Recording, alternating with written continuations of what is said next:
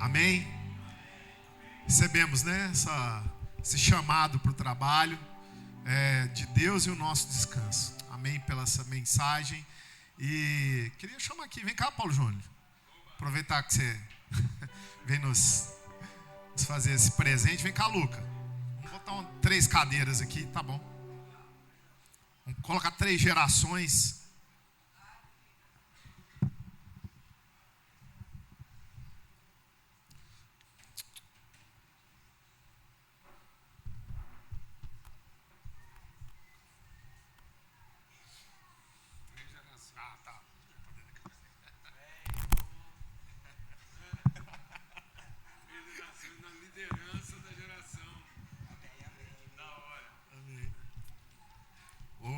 Paulo Júnior estava em Pirenópolis. Aqui está um avô e um neto sob a sua liderança. Amém. Amém. O Paulo Júnior estava em Pirenópolis, aí ele chegando aí, eu perguntei para ele, uai, você não estava em Pirenópolis? Ele estava, mas eu estava com vontade da comunhão. Então eu e a Alana viemos hoje para poder estar com os irmãos. E é claro, né, que a gente, tendo ele aqui com a gente, queremos ouvi-lo, que Deus está entregando. Mas é importante esse princípio que foi trazido pelo Paulo Júnior antes, né? Porque a gente tem um espírito, meus irmãos, assim, como comunidade. Nós temos uma graça, assim, para a cidade, para o país e para as outras nações, que é falar sobre comunhão. E nós temos sobre essa vocação, nós temos sim, né? Estamos subjugados, né? Temos uma submissão. Nós precisamos entender que esse Espírito que está aqui entre nós, a alegria que a gente tem de estar junto, né, e a facilidade que a gente tem de estar com os amigos e ser amigo, move nós como uma comunidade de amigos. Como um povo que ama, né, os seus amigos, que entrega tudo aos seus amigos. É muito forte a gente poder falar isso. No fim, né, a gente estava lá no fundo conversando com o Dr. Gustavo. Essa semana nós perdemos uma irmã que decidiu interromper a sua vida, né? Ela tomou 3 caixas de comprimido, tarja preta, enrolou na coberta e deixou uma carta de despedida. E quando a gente lida, né, com uma situação dessa, com uma situação que é a nossa situação também, a gente fala muito sobre solidão e sobre suicídio. Mas há uma outra situação que é pouco comentada, que é de fato quem está aqui de corpo presente, mas não está em espírito. E aí a gente fala sobre não só sobre a solidão na perspectiva do isolamento, mas da solidão de você estar cercado de pessoas e se sentir totalmente sem amigos. E isso dói. E isso faz muita gente estar vivendo uma vida de sobrevivência. E aí, quando a gente convoca aqui os amigos para estar junto, e essa configuração aqui de 3 gerações, é uma palavra para essa comunidade. É um testemunho para essa comunidade. Que nós somos amigos, que a gente molda aqui uns aos outros, né? Que a gente afia uns aos outros.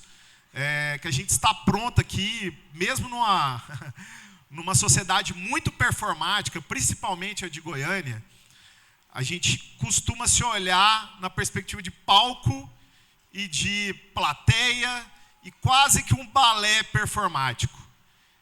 E aí, essa semana, teve uma luta de 2 homens que estavam com o mesmo calção verde e que estavam se enfrentando no ringue.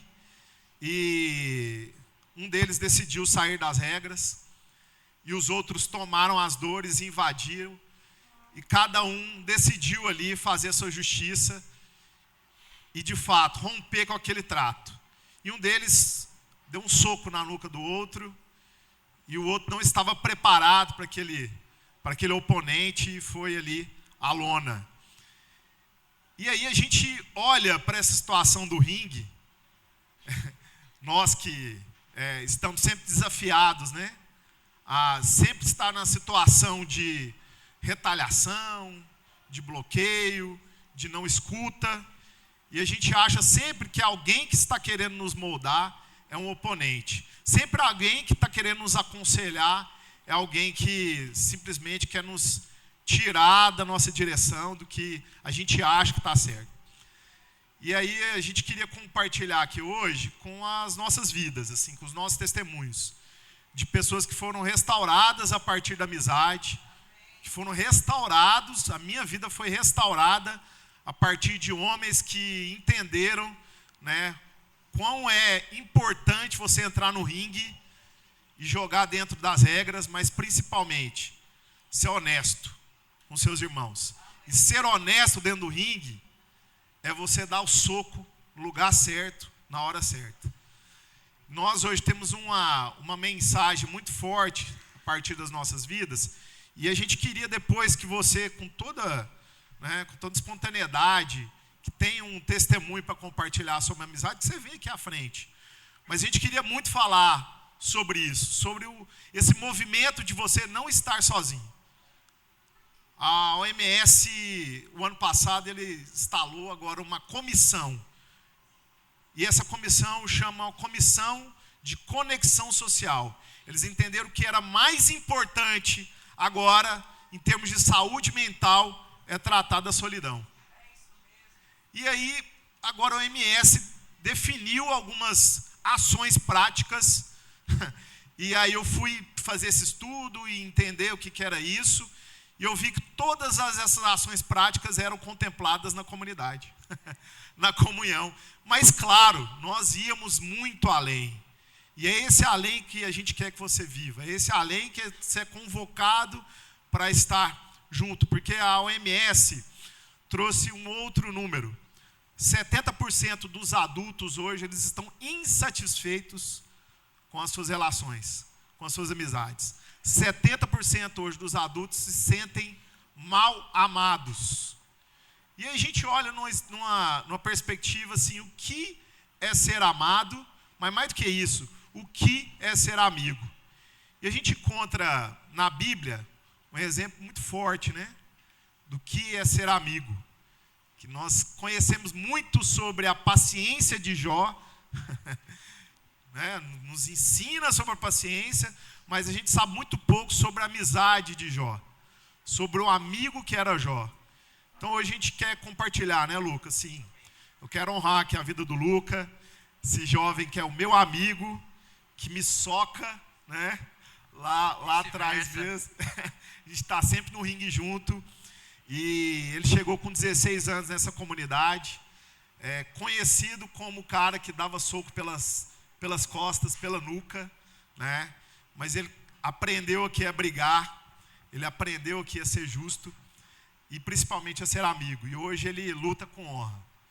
E semana passada foi o noivado desse homem e nós ali entendemos o que Deus está entregando para ele, o que os amigos confessaram e abriram o coração sobre quem ele é em Deus.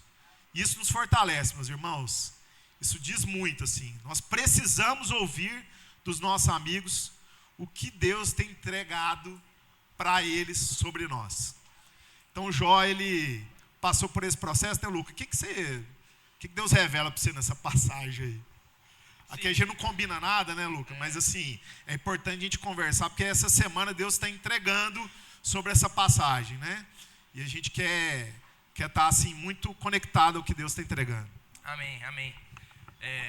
A gente percebe na história de Jó as frustrações que ele passou e a presença dos amigos ali foi conforto, motivo de alegria.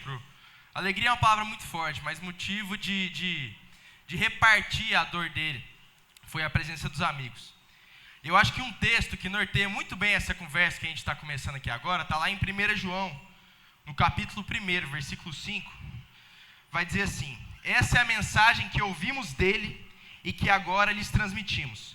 Deus é luz e nele não há escuridão alguma. Deus é luz, então nele não há nada encoberto, escondido.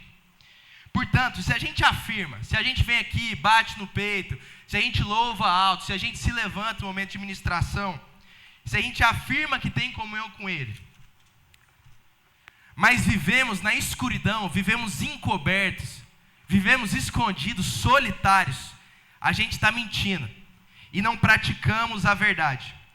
Mas se a gente vive de fato na luz, como Deus é e está na luz, temos comunhão uns com os outros. E o sangue de Jesus, seu Filho, nos purifica de todo pecado. Então, o apóstolo está dizendo para a gente aqui que não há possibilidade de ter comunhão com Deus. Não há dimensão no reino de Deus para aqueles que estão sozinhos, encobertos, escondidos.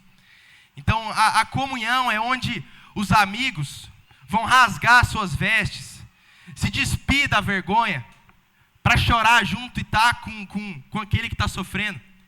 Então, a gente vê o movimento lá em Jó, no capítulo 2, a palavra vai dizer que esses 3 amigos, quando ficaram sabendo da desgraça que estava acontecendo ali na vida de Jó, viajaram até lá e permaneceram durante 7 dias e 7 noites. E quando eles viram Jó, eles não reconheceram seu amigo. Eles não reconheceram, porque era grande o sofrimento, era grande a magreza, a doença que estava sobre ele ali. Então esses amigos, eles rasgam as suas vestes e passam a chorar ali junto com o amigo. E lá em Romanos capítulo 12 vai dizer justamente isso: chorem com os que choram e se alegrem com os que se alegram. E é às vezes confuso para mim também, durante o livro de Jó, a gente vê as declarações que os amigos fazem, né? A gente vê como os amigos tentam achar os motivos para Jó estar ali naquela situação.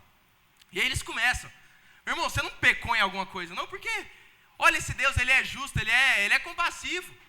Ele não vai derramar alguma angústia sobre você que você não merecia. E aí esses amigos, eles estavam assim, na ótica humana, corrigindo o Jó ali na palavra do Senhor, né? E no final do livro a gente vê que o Senhor exorta esses amigos por dizer o seguinte: vocês fizeram afirmações falsas sobre mim. E aí eu entendo que Deus estava querendo dizer o seguinte: você estava buscando só corrigir o problema do seu irmão. Você estava buscando só resolver a angústia dele, em vez de você sentar e buscar a resposta junto. Então muitas vezes o nosso defeito, quando a gente chega para a comunhão, quando a gente chega para sentar o nosso amigo e chorar junto, é depois do silêncio a gente sempre querer resolver. Não, cara, a gente parcela. Não, tem muitos filhos para você ter ainda. Não, tem muitas casas que te esperam. Existem muitas outras perspectivas além dessa. E a gente está querendo o tempo inteiro o quê? Resolver. E o que Jesus nos ensinou, sendo Deus, o homem que tinha poder sobre tudo, foi o seguinte: eu vim aqui para chamar vocês de amigos. Eu não vim aqui para acabar com o câncer, para simplesmente minar a pobreza. Eu não vim aqui para deixar você viver uma vida tranquilinha e leve. Leve no sentido de não haver circunstâncias controversas, mas não. Eu vim aqui para ser presente com vocês e chamar vocês de amigos. E é muito legal, lá em João, no capítulo 15, a gente vê que o último movimento de Jesus foi feito à mesa. Foi feito naquela casa dos amigos, foi repartindo pão. E aí, ele diz o seguinte: eu os amei como o Pai me amou. Permaneçam no meu amor. Quando vocês obedecerem aos meus mandamentos, permaneçam no meu amor, assim como eu obedeço aos mandamentos do meu Pai e permaneço no amor dele. Eu lhes disse essas coisas para que vocês fiquem repletos da minha alegria. Sim, sua alegria transbordará. Esse é o mandamento: amem uns aos outros como eu amo a vocês. Não existe, isso aqui é muito interessante. Não existe amor maior que dar a vida por seus amigos. Vocês serão meus amigos se fizerem o que eu ordeno. Já não os chamo de escravos, pois o Senhor não faz confidência aos seus escravos. Então, olha ali, os amigos de Jó não estavam ali como serventes dele. Eles estavam ali como amigos de fato, porque Jó repartiu da dor, da intimidade dele. Então Jesus está chamando de amigo todo aquele que ouviu a sinceridade do coração dele. Jesus está chamando de amigo todo aquele que tem o mesmo espírito de obediência e de amor que ele tem. Então, quando a gente ouve, né, o nosso chamado como filho amado, o nosso chamado como servos de Cristo, como guerreiros que guardam a palavra de maneira fiel, tudo isso é o que vai dar força para a gente. Mas o que vai fazer a gente enxergar sentido em toda essa caminhada são os amigos. são aqueles que vão chegar a nos ombrear, ser motivo de alegria, sopro de esperança para nós. E a gente vê que Paulo, quando ele está escrevendo a carta para os filipenses, ele diz o seguinte: vocês eram muito obedientes na minha presença, mas eu preciso agora que vocês sejam ainda mais obedientes na minha ausência. Eu preciso que agora vocês lembrem do meu rosto, quando vocês pensarem em atender seus próprios desejos, quando vocês pensarem em seguir suas próprias vontades, deixar de sacrificar aquilo que Deus entregou para vocês. Paulo, é engraçado que, quando a gente vai para a história de Êxodo, a gente vê que quando Moisés foi subir ao monte para falar com o Senhor e receber ali os ensinamentos, hoje ele ia escrever nas tábuas ali, Arão permanece lá embaixo para cuidar do povo. E aí Arão cede à pressão do povo, por quê? Ele não se lembrava dos momentos que ele viveu com o amigo. Se Arão tivesse se lembrado dos momentos em que Moisés trouxe a memória dele, da onde Deus tinha tirado, se Arão tivesse se lembrado do rosto de Moisés, talvez ele não teria cedido à pressão daquele povo e feito para eles um outro Deus, um bezerro de ouro, entregado para eles um outro caminho. Então, o nosso rosto, quando eu estiver pensando em fazer aquilo que não é da vontade do meu Pai, quando eu estiver pensando em poupar o meu sacrifício a favor dos meus irmãos, quando eu estiver pensando em poupar o meu coração, às vezes orgulhoso, que não quer se repartir, eu tenho que lembrar do rosto do Boca, que por tanto tempo nos ensinou acerca dessa partilha, acerca dessa entrega, acerca desse sacrifício. Boca, agora a gente viveu a viagem lá na Inglaterra em julho, e aí a gente fica pensando, né? Putz, são 15 dias, né? Que o Boca passou fora do trabalho, das responsabilidades dele aqui, mas não. Foram meses e meses de preparação, noites mal dormidas de preparação, tempos de, às vezes, angústia e ansiedade, que resultaram em jovens que foram transformados por um movimento de sacrifícios dele, do Mateus, daqueles líderes que nos conduziram lá. Então, no momento que eu estiver pensando em me poupar, no momento que eu estiver pensando em não me sacrificar, o rosto que eu tenho que lembrar são dos meus amigos. Então, lá no início, quando Caim e Abel geram ali o primeiro assassinato da história, igual o Paulo Júnior fala, a gente tem que focar bem naquela frase onde Deus faz a seguinte pergunta para Caim: Caim, por que você está tão nervoso? E por que o seu rosto está transformado? Deus conhecia o rosto de Caim. Deus conhece o nosso rosto. E hoje talvez a gente não vai ter a mesma liberdade que Caim tinha de receber de Deus um papo direto: Boca, eu não estou reconhecendo o seu rosto. Mas os nossos amigos vão estar ali para falar o seguinte: eu não estou reconhecendo o seu rosto. E será que a gente vai ser obediente? Como João fala aqui na carta dele, dizendo o seguinte: se a gente afirma ter comunhão com Deus, a gente precisa ter comunhão uns com os outros. A luz dele vai brilhar sobre aquilo que está escondido, que está encoberto. E não existe possibilidade, não existe mais motivo para a nossa escuridão, quando os nossos amigos querem trazer luz, aquilo que a gente quer afastar deles. E aí, algo eu acho para concretizar tudo isso que a gente tem dito. Paulo, ele é o maior, depois de Jesus, o maior exemplo de obediência aos amigos para nós. Porque a gente vê um homem que nos seus minutos finais, ele não estava ali: Deus misericordioso, me livra desse lugar. Ele não estava ali: Deus, eu obedeci tanto ao Senhor, olha quanto justo eu fui, me compara com quem você quiser. E é o pensamento que muitos de nós teríamos. Quantos da gente passando por situações adversas, controversas, a gente chega e começa a pensar: Deus, mas o que eu fiz para estar aqui? Qual é o motivo no passado, assim como os amigos de Jó tentaram enxergar um pecado, um erro, uma circunstância, para levar Jó para essa circunstância terrível, para essa angústia no coração. E aí a gente começa a meditar nas últimas palavras de Paulo, e ele chamando os amigos, chamando Timóteo para ele vir rapidamente, chamando a lembrança que ele tinha daqueles que serviam com ele.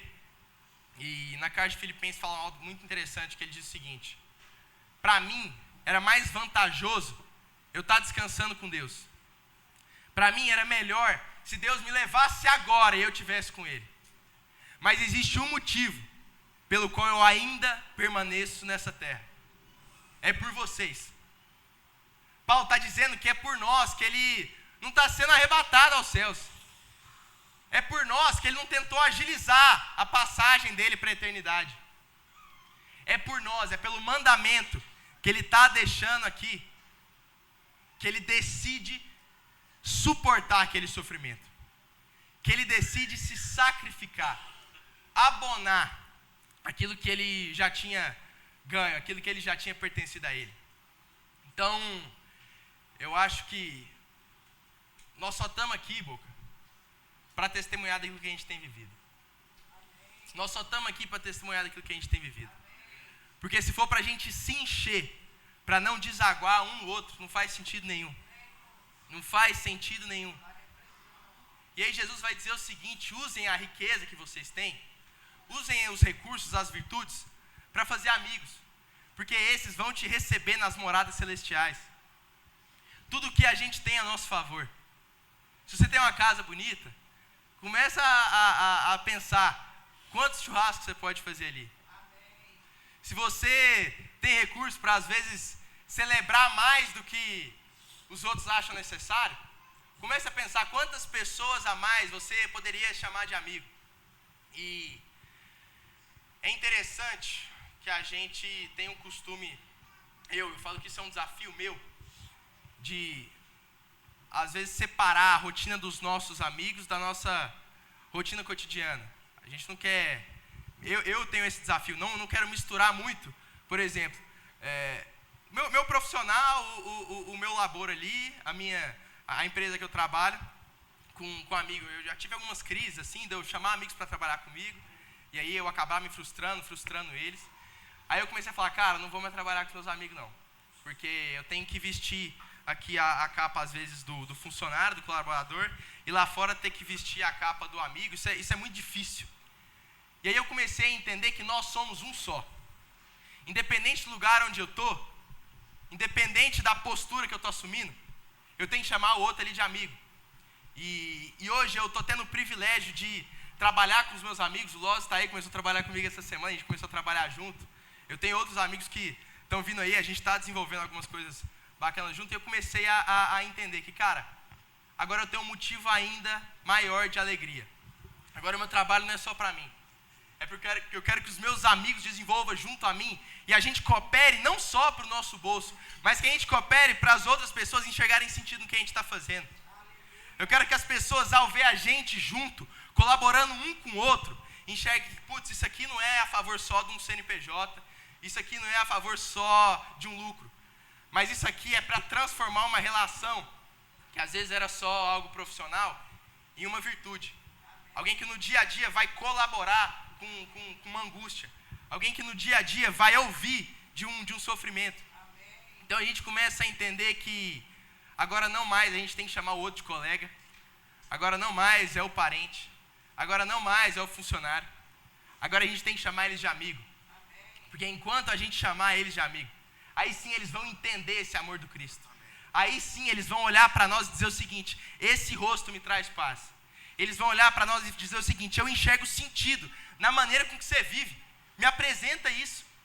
E não existe esse tipo de relacionamento com distância, somente com uma ordenação, somente com uma relação de interesse, como a gente trata muito aqui. Não existe a visibilidade do rosto de Jesus sem intimidade. Então é por isso que Jesus chama os amigos dele à mesa e diz o seguinte: vocês não são mais só meus servos ou escravos, porque com vocês eu estou repartindo da minha intimidade. E a gente tem sido muito covarde, às vezes, em repartir a nossa intimidade, pelo nosso ego, pelo nosso medo. E eu falo isso, eu estou falando para mim aqui agora. Qual o tamanho do nosso orgulho para a gente chegar a alguém e admitir que errou? Qual o tamanho do nosso orgulho para ouvir a exortação do amigo sem querer justificar nada? Qual o tamanho da barreira que a gente está criando, em vez de gerar uma ponte para a nossa intimidade? Então, o que Jesus está querendo nos ensinar aqui é que o homem, que não precisava chamar ninguém de amigo, e se ele tivesse chamado de servo, escravo, a gente ouviria? Ele está querendo dizer, para você ouvir de outra maneira, para você ouvir pelo amor, pelo Espírito e pela verdade, eu te chamo para caminhar junto comigo e participar do meu dia a dia. E eu tenho pensado, quantos momentos de tranquilidade, quantos momentos do nosso conforto próprio, a gente tem se sacrificado para fazer amigos. Porque a única herança que a gente vai levar para lá, Jesus disse o seguinte: usem o que vocês têm aqui, usem tudo que está a favor de vocês, usem a inteligência, o recurso, o tempo, usem o carisma de vocês para fazer amigos. Porque lá, nas moradas celestiais, vocês vão ter um lugar onde repousar a cabeça. Lá nas moradas celestiais, vai existir um rosto que vai se lembrar do seu e dizer o seguinte: esse cara aqui me apresentou a verdade. E a gente enxerga essa coerência na comunidade aqui. A gente vê um senhor que roda mais que pneu de caminhão para estar junto com os amigos. Alguém que sacrifica do tempo, do recurso dele, sacrifica do conforto, do dia a dia dele, para entregar o coração aos amigos. E às vezes, você que se enxerga distante, a gente precisa olhar como uma referência. Isso é uma referência para nós, essa comunidade para nós é isso, uma referência de amigos. Eu acho que era isso que eu tinha a repartir aqui, no meu coração aqui, Paulo Júnior. Amém. A amizade é para nos levar a essa condição. Eu estava com um jovem ontem, e aí ele, com uma série de confusões, eu perguntei para ele: como é que está a sua relação com seus amigos? Seus amigos estão sabendo que você está passando por isso? Você está vindo aconselhar aqui, querendo escutar uma direção da pessoa mais velha, mas que não tem tanto conhecimento sobre a sua intimidade. Mas como é que está a sua vida com seus amigos de verdade, né? Com as pessoas que vivem ali a sua rotina. E ele falou: está horrível.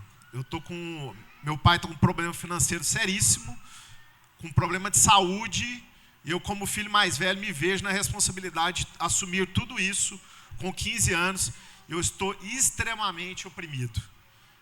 Falei: seus amigos precisam ouvir essa história, precisam entender o que você está passando juntos com ele, para que eles possam de fato assim, estar de mãos dadas e ombreando toda essa tormenta. E aí com Jó foi a mesma situação. Jó estava passando uma grande dificuldade, e os seus amigos estavam ali do lado dele. E aqueles amigos poderiam ter um final de história lindo, né? Quando a gente vê em filmes, que com conselhos incríveis, com palavras sábias, mas eles acusaram, eles foram religiosos com Jó.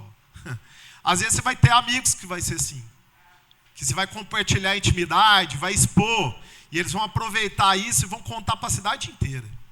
Às vezes você vai abrir sua intimidade e eles vão te acusar de coisas terríveis. Às vezes eles vão falar até verdades, mas sem o espírito. E isso vai te ferir profundamente, mais do que as feridas que você estava tendo ali, né? Você trouxe à mesa, assim como o Jó tinha feridas, que ele tinha que coçar com um caco de porcelana, né, de barro, para poder sentir menos aquela dor. Agora seus amigos trazem uma dor ainda maior, uma dor de alma, que fazem ele assim, elevar o nível que ele não queria estar, que ele não precisava estar. E agora não foi alento mais, mas foi condenação. E aí Paulo muda toda a história. E aí que Paulo vira a mesa, né, PJ? Porque ele fala sobre os amigos. Mas mais do que isso, ele fala sobre quem ele é como amigo. E aí Deus traz toda a visão para que ele possa orar por aqueles amigos e mudar aquela história. Então, que tipo de amigos nós estamos sendo? Que tipo de gente que a gente está apresentando para os nossos amigos, para que a gente possa ensinar eles a ser amigos? Ninguém nos ensina sobre ser amigo.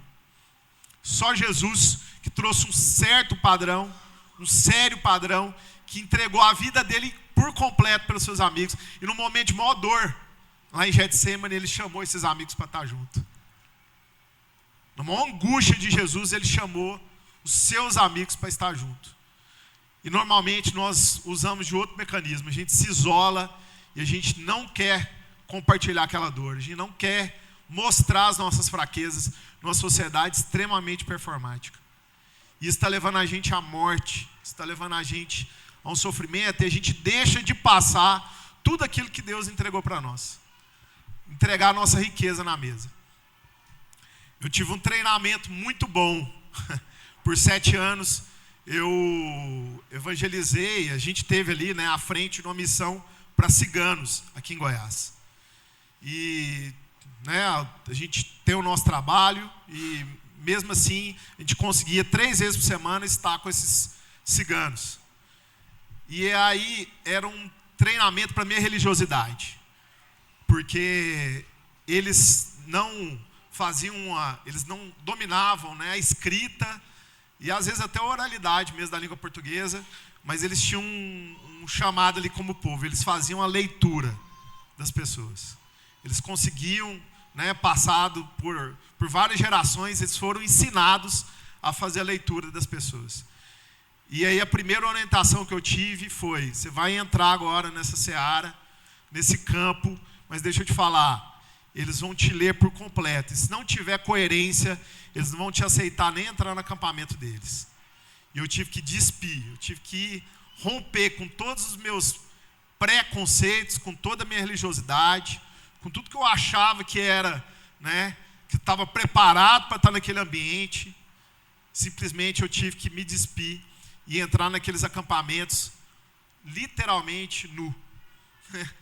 Eu falo literalmente porque é uma cultura deles, eles não têm essa agressão em relação à nudez. Então você chega, você vê uma cigana lá, de fato, né, quase que despida, e para eles aquilo não fere, mas para mim feria, né, para minha cultura feria. E aí eu comecei a aprender com aquele povo, que a gente tem que estar assim, entrando naquela realidade, ouvindo as dores daquelas pessoas, mais do que isso, entendendo a cultura delas, para poder, de fato, trazer uma nova cultura, trazer a cultura do reino. Quando eu perdi meus pais e meu irmão gêmeo com 12 anos, eu saí de uma zona de conforto e fui levado para um outro nível. Porque agora eu não tinha mais tudo aquilo que me dava segurança, tudo aquilo que me trazia, entre aspas, uma paz. E aí 3 amigos dos meus pais, assim como os 3 amigos de Jó, se movimentaram em meu favor. E um deles se fez família, virou para os meus avós e falaram: eu assumo agora a paternidade do Tiago, eu sei que vocês são tutores dele, mas a gente quer agora conviver como família, que a gente quer trazê-lo para dentro de casa. Esse é o seu Mário Silva. Depois o Walter, filho, Valtim, outro amigo do meu pai, falou: agora onde eu for eu vou te levar, vou te apresentar novos amigos, um outro ambiente para você agora sair só desse ambiente de jovens, só de 12 anos da sua idade, e andar com gente mais madura. E aí, um terceiro conselheiro e amigo, chamado Murilo Quinan, ele me levou para um outro nível, que ele falou: agora eu vou te apresentar propósito. Deus te levou agora toda a sua família, mas eu vou te apresentar uma nova família. Jovens como você que estão sentindo dores. Jovens que estão hoje com solidão, jovens que estão hoje com depressão, porque perderam a mãe com câncer, ou porque agora os pais estão divorciados, e você tem um testemunho. Você tem uma dor que foi curada e agora tem que fazer valer na vida de outros e novos amigos. Então, como essa história me movimentou para um nível de amizade genuína, que agora não tinha mais como ocorrer. Eu entregava tudo, ou eu voltava 2 casas para a solidão, para o pensamento de suicídio, para o sentimento de tirar minha própria vida porque eu era vítima. Mas não, Deus me levou, a partir desses 3 amigos, a um nível de amizade que eu nunca tinha vivido até então, de entrega total, de abrir meu coração, de confessar pecados, de entregar minhas dores e, de fato, entender ali a conexão que Deus tinha movimentado na minha vida até então.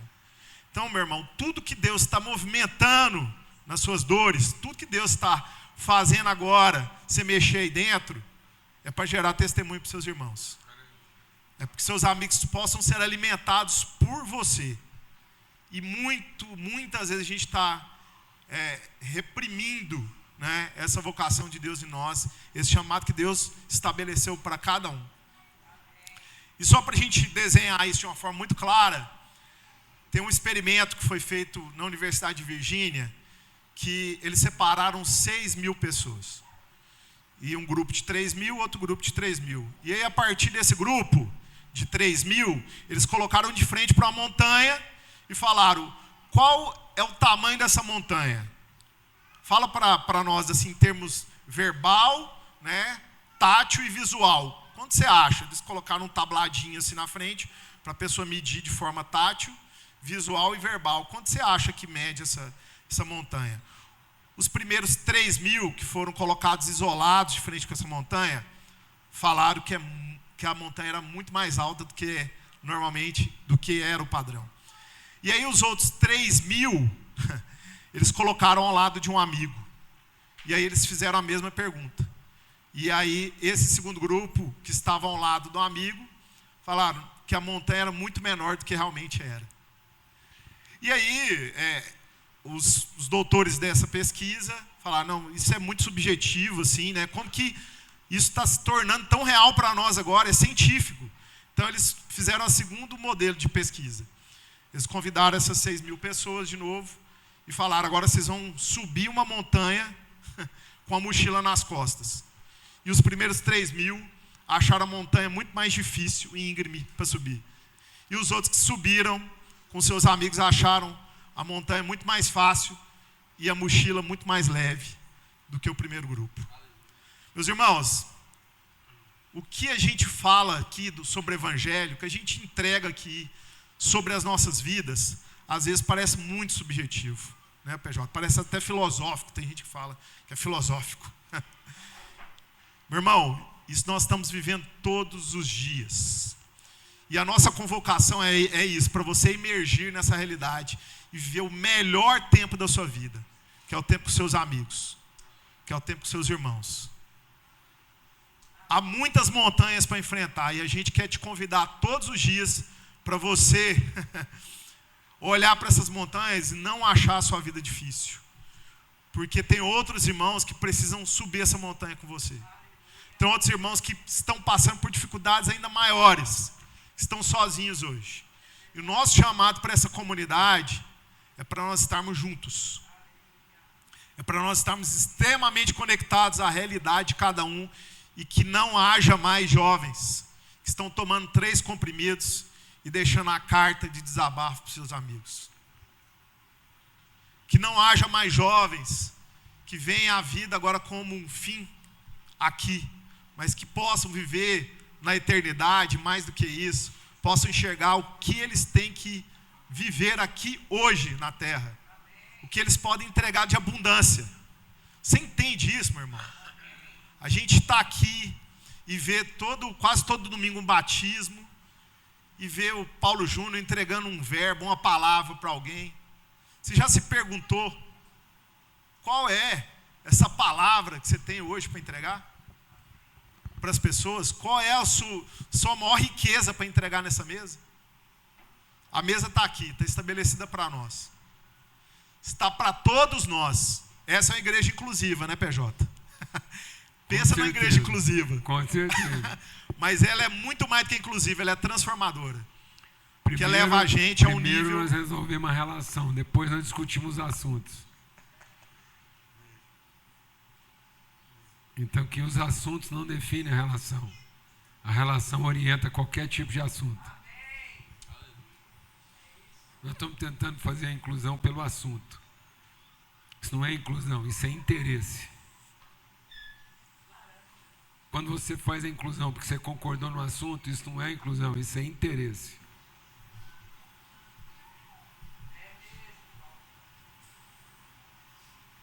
Nós somos inclusivos da relação. Depois, nós conversamos sobre qualquer assunto. Porque uma vez definida a relação, nós estamos dispostos a fazer qualquer tipo de sacrifício em favor da relação, qualquer que seja o assunto. Amém? Mas não tente definir quais os sacrifícios a serem feitos para a gente poder garantir a relação, porque será uma decisão de interesse, será um negócio mal feito, por mais bem feito que ele pareça. Não existe negócio mais mal feito do que um negócio aparentemente bem feito.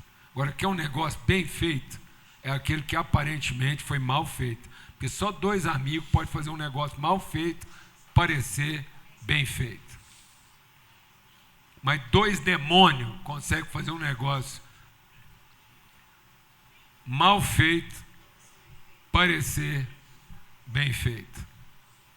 Amém, irmãos? É isso aí. Amém? Que foi sua luta lá.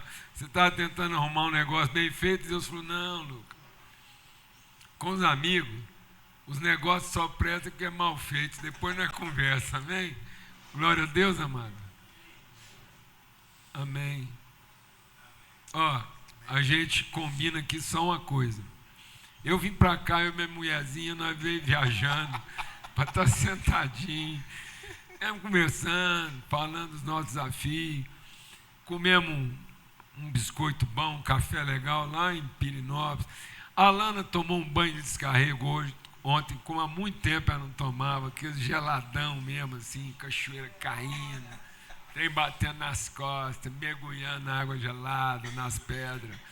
Pensa uma mulher lavada, mesmo assim na paz. E para honrar a comunhão, porque era dia de ceia, e a Lana, bem, é ceia, vamos estar lá. Beleza. E aí, quando eu cheguei aqui, o Boca falou assim, não, vamos estar junto lá com a gente. Falei, maravilha. E olha o que está anotado no meu caderninho de notas, que eu cheguei aqui quietinho, fazendo uma meditação minha, pessoal, guardando no meu coração aquilo que me traz esperança. A conversa de Jesus com Pedro. Está aqui, ó. E a conversa de Jesus com Pedro foi, Pedro, você me ama? E aí o Pedro falou assim, o Senhor eu amo. Foi, então, cuida dos seus irmãos. E aí o que eu notei foi o seguinte, a característica da figura antropológica e religiosa de Pedro tem sido uma referência para encobrir e disfarçar nossas dificuldades relacionais. E aí o nosso apego a Jesus é para a gente se livrar do irmão. E aí a gente quer ser devoto de Jesus para não ser discípulo de Cristo. Porque aí Jesus é a desculpa que a gente usa para ficar livre do irmão, que a gente não quer sofrer por causa dele. Está existindo uma onda no mundo hoje que me preocupa, que muita gente está chamando de avivamento. E eu acho que é um desespero jovem. Os jovens estão desesperados porque perceberam que a vida que a sociedade está oferecendo não faz sentido. E vai haver uma onda de volta para quem? Para Jesus. Os templos vão se encher. Os templos vão voltar a ficar cheios de pessoas procurando o quê?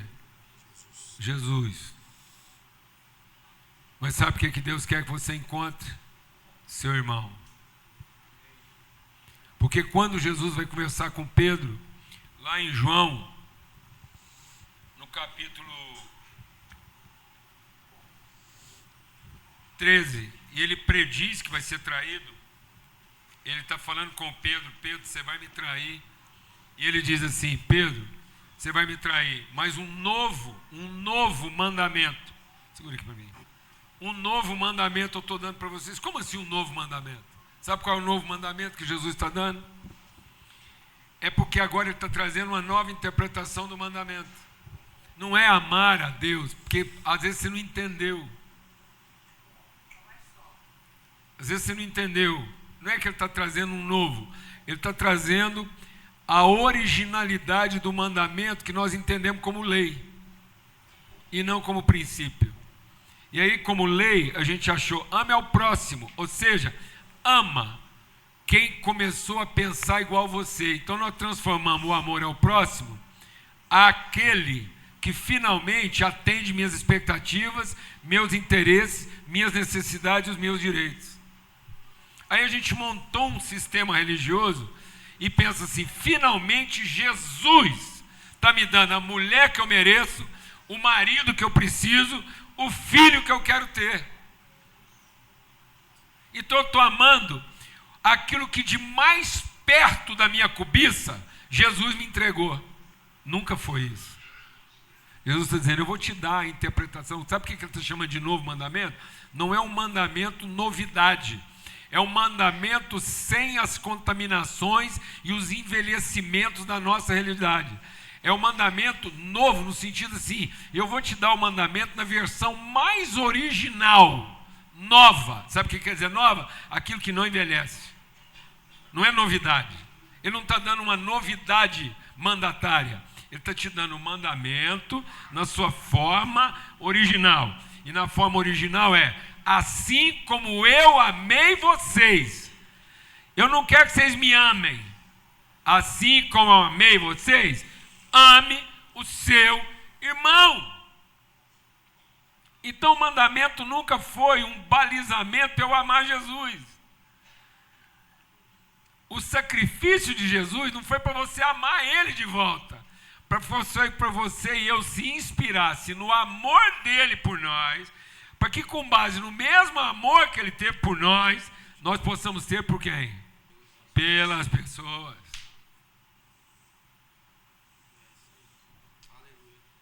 Amém, irmão? E aí, para concluir esse testemunho, é o seguinte, por isso, usando o que o Lucas falou aqui, ó, ninguém tem maior amor do que esse, do que dar a vida pelo seu irmão.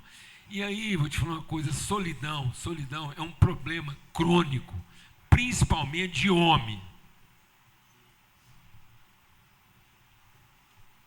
Mulher tem problema de abandono, homem tem problema de solidão. Mulher não tem problema de solidão. Porque quando a mulher se sente abandonada, ela entrega tudo para todo mundo e denuncia todo mundo, seja quem for. Pode ser a faxineira, a cabeleireira, a manicure, pode ser quem for. Não é não, Gustavo? Mulher tem dificuldade de entregar todo mundo lá no consultório? Nenhuma. Os homens ficam lá dando volta. Não, 1 ano para conseguir o cara admitir que tem alguma coisa atrapalhada com ele. As mulheres não, já chega dando a ficha. Não, em casa, não tem condição. Olha, uma mulher que abre a intimidade dela para um ginecologista, você quer que ela guarde segredo de quem? Nós não temos esse problema. Nós temos outro problema. A nossa intimidade é tocada pelo lugar errado para detectar um câncer que você leva. Você prefere morrer do câncer do que ser tocado. Vê se solidão não é problema de homem. Por isso que Jesus falou, Lucas, ninguém tem maior amor do que esse que dar a vida pelos amigos. E a gente está achando que a gente tem que ser como Jesus, que entregou sua vida à sua mulher. Não, Jesus não entregou a vida à mulher dele. Jesus entregou a vida aos amigos em favor da mulher dele.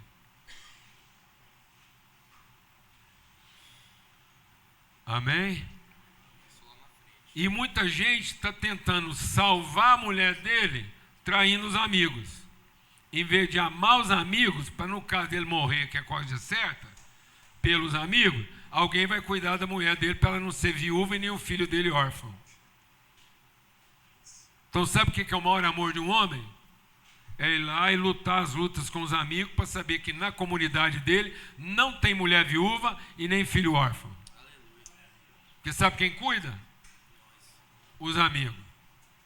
Aí ele pode enfrentar qualquer luta. Ele não precisa ter medo de sair de casa. Amém?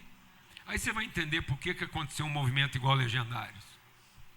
Sabe por que aconteceu um movimento igual a Legendários? Solidão. Porque só isso para explicar como é que uns caras que nem se relacionam põem um uniforme laranjado. Não, pensa um trem mais mal arrumado a cor desse uniforme. Lógico, porque vocês estão vestidos de quê? O cap deles é para quê? Para guerra. A metade da roupa deles é disfarçada de mata como se vocês fossem guerreiros. Aí eles vestem laranja, que é um alvo que não tem jeito de errar. Não combina. É igual você indo para uma guerra e falar assim, atira aqui, que não tem erro. É como se o cara deliberadamente quisesse estar sendo o alvo no lugar do amigo dele. Não, é porque isso é o Espírito Santo que cuida de nós até quando nós estamos fazendo tudo errado. Nós estamos fazendo igreja tudo errado e o Espírito Santo devolvendo nós para quem? Para os amigos. Amém, mano. Não esquenta não. Deus vai te devolver para os amigos. Amém, É só isso. Aí eles arrumam uns gritos, umas coisas. É isso. Foi assim o evangelho que me alcançou. Um evangelho de amigos. E a gente fazendo de tudo para salvar uns aos outros. Você me ama? Então cuida dos seus irmãos. Sabe o que Jesus deu para Pedro como referência de conversão? Pedro, no dia que você se converter, cuida dos seus irmãos. Jesus não falou, no dia que você se converter, monta uma igreja, faz um culto, prepara uma mensagem. Foi isso que Jesus falou para ele, que esse seria o sinal de conversão. No dia que você se converter, prega uma mensagem. Não. E isso era uma luta tão grande para o Pedro, e é uma luta para nós, achar que nós somos salvadores do Salvador, que Jesus virou para o Pedro e falou assim, Pedro, você tem uma luta aí, difícil, que você vai me negar. Com a mesma paixão que você diz que eu sou o grande amor da sua vida, na hora do aperto, você vai me negar. E não é que você vai negar a mim, você vai me negar àqueles que precisam de você para me conhecer. Porque você acha que você precisa de mim mais do que eles. Alguém está entendendo o que eu estou falando aqui?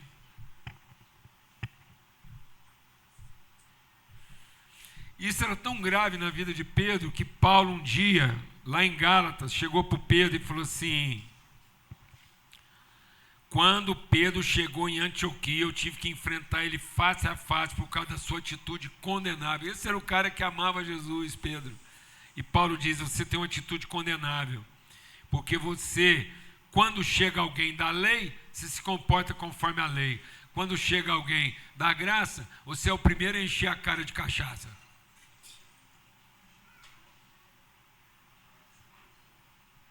Com os liberais, você é liberal. Com os legalistas, você condena todo mundo. E aí, o Pedro, no finzinho da vida dele, diz assim, gente, leiam as cartas de Paulo. Eu fico consolado quando eu leio isso aqui. Olha o que ele escreve, viu, Luca? Nunca queira ser uma unanimidade a respeito do que as pessoas estão entendendo do que você está falando. Guardou? Nunca queira ser uma unanimidade a respeito das pessoas que estão entendendo ou não o que você está falando. Não é esse o ponto. Seja coerente com a fé que Deus colocou no seu coração. Porque Paulo, quando prega, quando escreve as suas cartas, falando dessas coisas e desses assuntos, algumas dessas coisas que ele fala são difíceis de entender. E os ignorantes e instáveis pegam isso e torcem de acordo com a conveniência deles. E outros ainda usam isso para desenvolver doutrinas para sua própria destruição. Amém, irmão? Então não é novidade. Que aquilo que interessa é difícil para entender. Para quem é acomodado, preguiçoso ou está arraigado nas suas convicções e não quer ser confrontado na sua maneira natural de pensar. Nós temos essa preguiça, essa comodidade de receber a coisa pronta e não de ser confrontado na nossa maneira de viver. Desafio. É desafio para você e para mim. É difícil para mim entender. Era difícil para Paulo entender, para todo mundo. Amém? E aí ele diz assim, mas presta atenção, para que vocês não sejam levados pelo erro e nem pelo engano. Amém? É o Pedro escrevendo para o cara, do cara que confrontou ele. Então esse é o desafio. Nós todos, eu, você, nós temos uma mentalidade Pedro, que quer salvar o Salvador. Vamos chamar aqui o pessoal do Legendário, pode ser agora? Vamos. Vem cá todo mundo, eles vão dar um testemunho aqui. Só enquanto o pessoal vem, a gente está tendo que desenhar. para as pessoas o que é ser um amigo. E a gente precisa mostrar que é uma pirâmide, que a base dessa pirâmide não é a expectativa, mas a esperança. A esperança hoje é o que nos faz amigos. E a gente precisa ter uma outra base dessa pirâmide, que é uma continuidade, uma intencionalidade. Então tenha agendas. Tudo hoje que acontece aqui, movimento, Homem ao Máximo, Legendários, um café que você toma ali na Vecino, é uma agenda que você precisa ter relacional, meu irmão. Senão você não prioriza. E por final, humanidade. Mostra os seus desafios. Mostra que você é de carne e osso, que aquilo que te dói vai ser cura para os outros. Amém? Amém. Amém, meus irmãos. Vamos lá, Legendários. Amém. Bênção demais. Irmãos, a gente teve um último top agora semana passada, não pude estar, infelizmente. Estava em semana de prova e correria lá em São Paulo. Mas foi bênção, daqui a pouco vou passar para um testemunho muito especial de alguém que foi, né, Sérgio? Só não vai chorar, hein, Legendário? Mas eu quero, assim... mesmo quem não tiver de farda, pode vir. Quem é legendário e não tiver de farda, pode vir. Pra gente estar junto aqui nesse momento, como testemunho mesmo, desse movimento que Deus tem feito no nosso meio. E o Legendários é isso, não é... Porque se fosse um movimento para restaurar as famílias, a gente subia com as esposas, com os filhos, todo mundo junto, ia fazer os clãs de família, mas não. É para restaurar justamente isso que o Paulo Júnior falou, a solidão. O homem, ele sente falta, acima de tudo, de amigos. E essa solidão de amigos faz com que a nossa relação com Deus muitas vezes seja prejudicada e a gente seja muito distraído na nossa vida diária. Porque quando a gente está sozinho, a gente é presa fácil. E a gente aprende isso lá na montanha. Quem está sozinho é presa fácil e a gente não pode nunca dar brecha para que o inimigo venha tentar nos derrubar. Então é muito mais não é um movimento, não vá para o Legendário. Biel, eu tenho que aproveitar a sua fala, porque ela é de uma carga poética maravilhosa. Não quer ser uma presa fácil? Seja um alvo fácil. É isso. Amém? Amém, é isso. Não quer ser uma presa fácil? Seja um alvo fácil. Porque se o inimigo que tiver que atirar, atire em qualquer um de nós aqui. Pelo menos, com certeza, ele não vai atirar no outro que a gente se entregou para salvar. Amém? Glória a Deus. Amém. E assim, eu já faço esse convite para todos os homens que não estão aqui na frente hoje. Subam, vem falar com a gente tem algumas datas já de próximos tops. Vejam qual data, não é qual data que encaixa mais no seu plano, mas é qual data que Deus coloca no seu coração de você subir. Porque aí os planos, as obrigações, as responsabilidades, os compromissos, depois a gente resolve.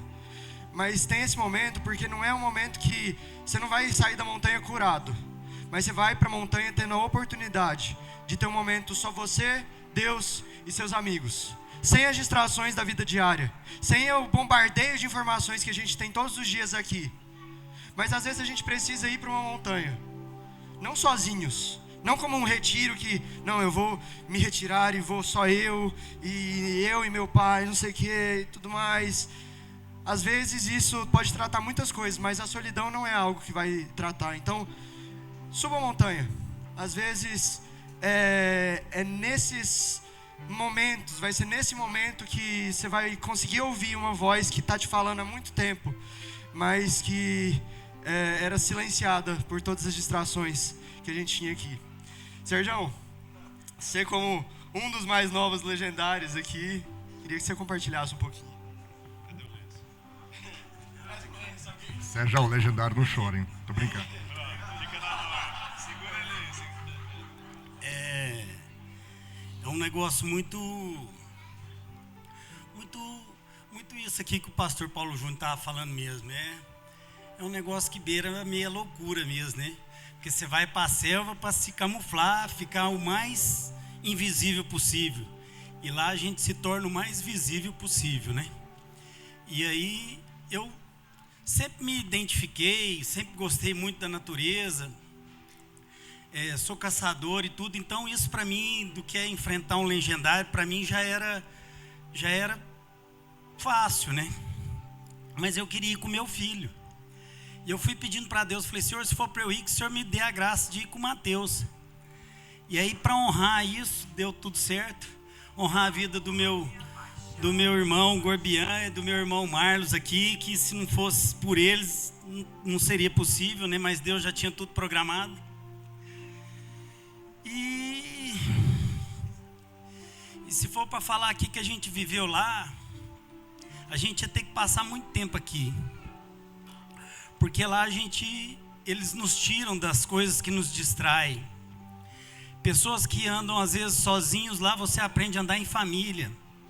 E a cuidar dessa família. E a fechar as brechas. Então às vezes você está aí na sua vida, no seu cotidiano, e você não está vendo, e tem tantas brechas que você está deixando na sua vida. Às vezes você está frequentando sites, grupos e mais coisas que você acha que não prejudica a sua casa, mas isso abre brecha para o inimigo entrar na sua casa. E às vezes você não entende porque a sua mulher não põe a mão em você, ou porque você não está tendo uma relação mais saudável dentro da sua casa, por um monte de coisa. E lá a gente fica sensível a isso, porque as distrações, elas são retiradas de nós. Então, foi um lugar que, hoje, se me perguntar, Sérgio, você gostou? Fala, rapaz, deixa eu falar, amei. E você falar assim, você recomenda? Fala, recomendo não. Eu acho que seria obrigatório para todo homem. Porque o que acontece? Não é que lá faz a mudança, senhores. Não é isso. É que lá te leva a enxergar, te leva a tirar as traves dos olhos, a você perceber coisas que às vezes as pessoas estão gritando no seu ouvido e você não está ouvindo. E aí você passa a ouvir aquela voz quando você chega aqui, aquela voz fica ecoando no seu ouvido que alcança o seu coração. Não deixa brecha, não deixa brechas, irmão. E aí você vai vendo o tanto que isso é forte, porque não é uma coisa que eu acho que isso aqui não tem outra coisa se não for de Deus. Porque é cristão, não interessa se é católico, não tem bandeira. Então você que está aí às vezes indeciso, se vai, experimenta. Porque eu fui não com a intenção de o que eu vou encontrar lá. Não, eu fui sem expectativa, e quando eu cheguei lá, para mim foi maravilhoso. Quinta e sexta eu não dormi. Eu falava, Senhor, mas o que o Senhor quer de mim? Eu sou acostumado com barraca, fala no meu ouvido que eu não estou escutando. E isso a noite inteira. A noite inteira. E aí eu acordava, escutava as pessoas. Os irmãos passavam orando entre as barracas, enquanto a gente dormia. Esses caras aqui estavam lá orando por nós, intercedendo por nós. Então é um movimento que não é só um, é um movimento de vários. De várias funções, em vários lugares. E tudo para quê? Para te mostrar o amor do Pai por você. Para que você não se sinta sozinho, para que você não se deixe sozinho. Então é isso, eu acho que como a palavra do Senhor está aqui, que a palavra você pregou, ela não volta vazia. Então se você acha que você não tem nada para você lá, você está enganado, meu irmão, vai. Dá essa oportunidade para você, porque por mais que você não ache que não pegou nada lá, perdeu, eu te garanto que você não vai. E se você achar que isso aqui não é uma farda, e isso aqui não é uma gorra, você ganhou uma camisa e um boné. Então, muito obrigado, era isso.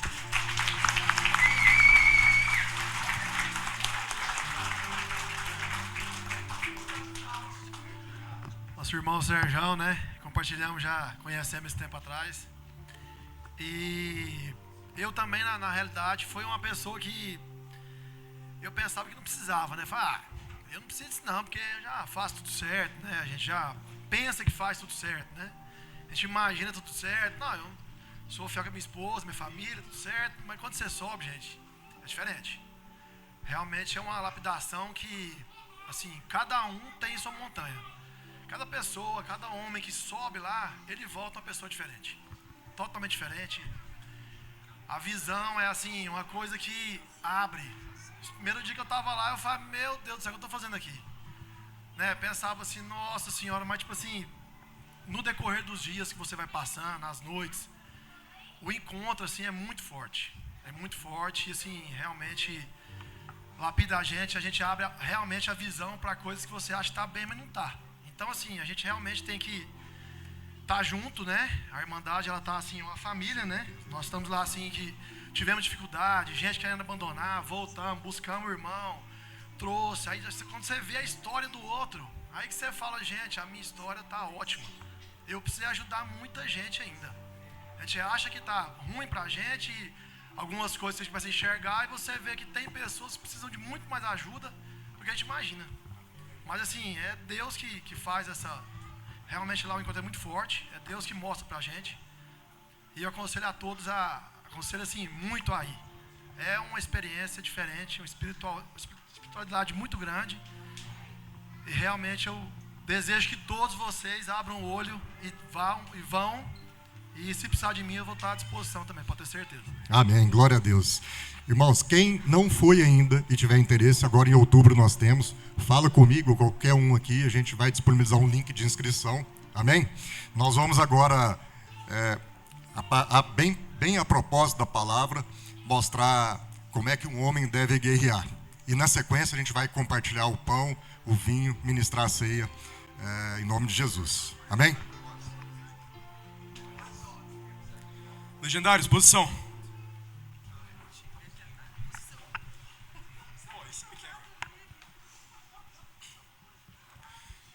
Legendários! Sim, legendários! Quem somos? Homens inquebrantáveis! Para quem estamos aqui? Para fazer história! A serviço de quem? Jesus! E o que vamos fazer? Para a vida pelos nossos amigos! Au! Legendários! Sim, legendários! Quem somos? Homens inquebrantáveis! Para quem estamos aqui? Para fazer história! A serviço de quem? Jesus! E o que vamos fazer? Para a vida pelos nossos amigos! Au!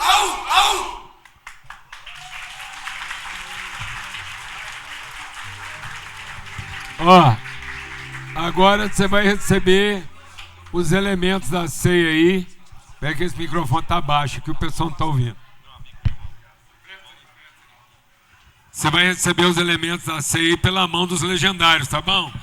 Então traz aí, ó, para eles distribuírem. Corre aí. E aí o espírito da ceia é o pão que você compartilha e não o pão que você come.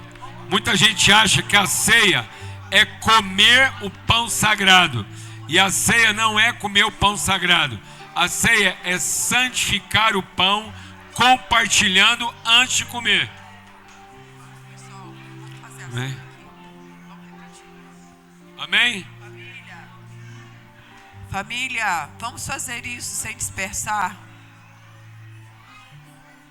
Quando Jesus instituiu essa celebração para os cristãos, ele disse assim, ó, presta atenção aqui comigo. Irmãs, irmãos,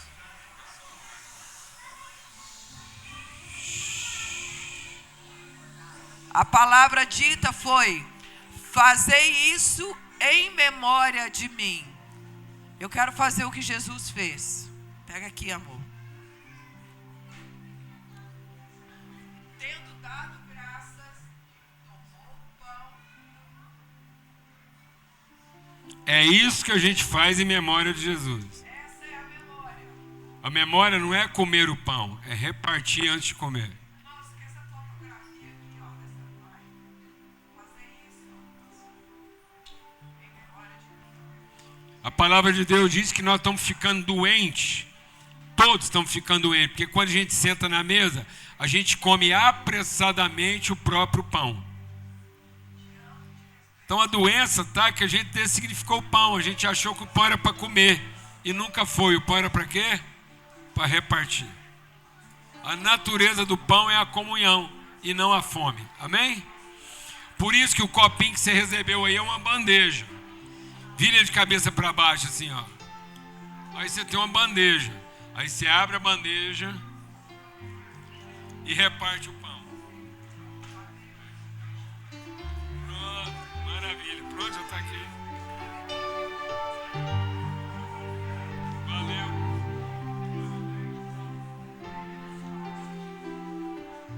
Pega de cabeça para baixo aí, você tem uma bandejinha, abre a bandeja e compartilha o pão. Pronto. Aí, ó. Pão compartilhado na bandeja aí, tá bom?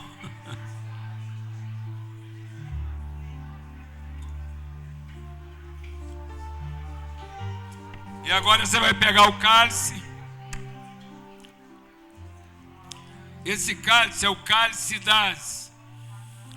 é o perdão das expectativas frustradas. É o perdão das dívidas não pagas. É o perdão dos direitos não garantidos. É o perdão das necessidades não satisfeitas. Então esse cálice quer dizer o seguinte: nossa relação nunca foi pela necessidade. Nossa relação nunca foi pelo direito. Nossa relação nunca foi pelo interesse. Nossa relação sempre foi pelo propósito. Amém? Bebei dele todos. Por isso que esse cálice é o cálice da nova aliança. O que quer dizer o cálice da nova aliança? Que agora eu não tenho uma aliança com esses homens aqui baseada no quê? Na necessidade. Tome esse cálice com a sua esposa e diga assim, ó, esse cálice é o cálice da nova aliança do nosso casamento. Não é por necessidade, não é por interesse e não é por direito, é uma nova aliança. Porque o que está roubando a alegria? O que está avinagrando o seu vinho? Sabe o que está avinagrando o seu vinho? A necessidade não satisfeita, o interesse não contemplado, o direito não garantido. Você abriu mão da necessidade, do interesse, do direito? Então agora você bebeu o cálice da alegria. Ninguém mais pode tirar a sua alegria. Glória a Deus. Aleluia. Ó, eu sei que nós estamos forçando, mas é 2 minutinhos. Seguinte. Quando você vê aquela banca montada lá na porta,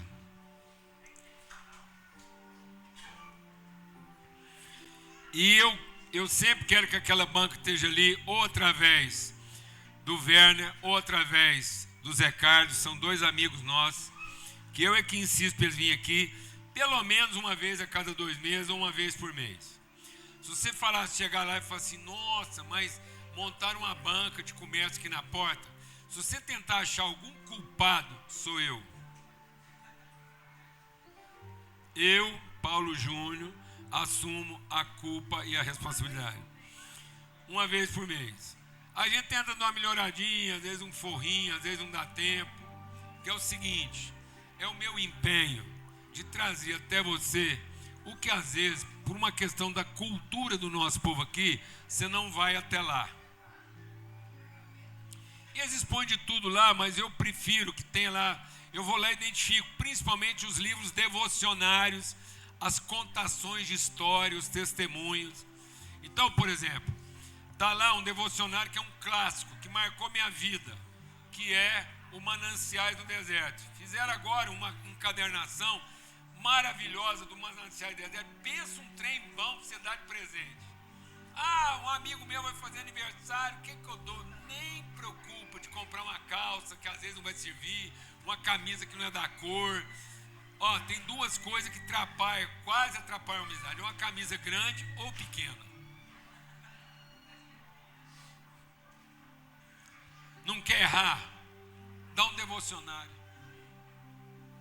Tem erro. Então tem lá o Mananciais no Deserto. Tem lá, ó, 365 devocionais baseados no ensino de Lutero. Pensa, gostei do nome. 1 ano com Lutero, pensa bem. Para quem não sabe, Lutero foi o pai da reforma. Lutero. Será que é algum parente do Paulo Júnior? Não, é um irmão nosso que comprou essa bronca aí por causa de nós, tá bom? Outra coisa, Bonhoeffer falando sobre discipulado. Pensa um alemão escrevendo sobre as escrituras na forma dos relacionamentos. Só um milagre. Isso aqui é um milagre. Amém? E agora lançaram recentemente, tem alguns amigos meus aqui, um livro coautoral. Eu estou amando, sou defensor e estimulador dos livros coautorais. E aqui está a inteligência artificial e o cristão, um assunto super atual. Alguns amigos aqui, por isso eu recomendo. E estamos recebendo aqui a visita. Cadê o livro? Ficou com a Lana? Ah, está aqui, ó. Ao vivo e a cores, meu amigo aqui, o Ed e a Vilma estão aqui. Pensa um povo que tem o coração na missão. A gente se conhece lá desde os tempos da Escócia. Eles escreveram um livro aqui contando histórias de missões por várias partes do mundo. A Escócia está aqui, inclusive, mas isso aqui eu vou deixar para a semana que vem, ou por qualquer hora que o Ed só volta aqui agora, o dia que ele trouxer pelo menos umas 2 caixas desse livro aqui, para você não passar vontade, porque esse é meu, está dedicado, tá bom? Mas ele está aqui, ele vai vir dar um testemunho. Hoje o dia está cheio. Amém? Era só isso, acabou. E para os irmãos que tem que pagar, nós temos que pagar a conta aqui, irmão. Não vou te pedir oferta, nem dízimo. Eu vou só lembrar de você não se esquecer da sua responsabilidade. Você gostou, participou, comida estava boa, o lugar está bem cuidado, as coisas estão acontecendo. Então de quem que é a responsabilidade? Um tanto de gente sendo assistida, tudo quanto é lugar do mundo. Amém? Famílias, pessoas, jovens, mulheres, gente lá no presídio. Pensa a bonequinha que as meninas fizeram lá, falando sobre violência. Você tinha que ver a minha neta, Luísa, abraçar aquela bonequinha, beijar os cabelos dela. Então isso não tem preço, mas tem o que? Responsabilidade. Então vai ficar aqui, só você lembrar de qual é a sua responsabilidade e o que Deus já te deu para você não ficar fora disso, tá bom? Uma boa semana para todos, vamos em paz. Senhor te fortaleça. Nada poderá me derrotar, pois minha força e vitória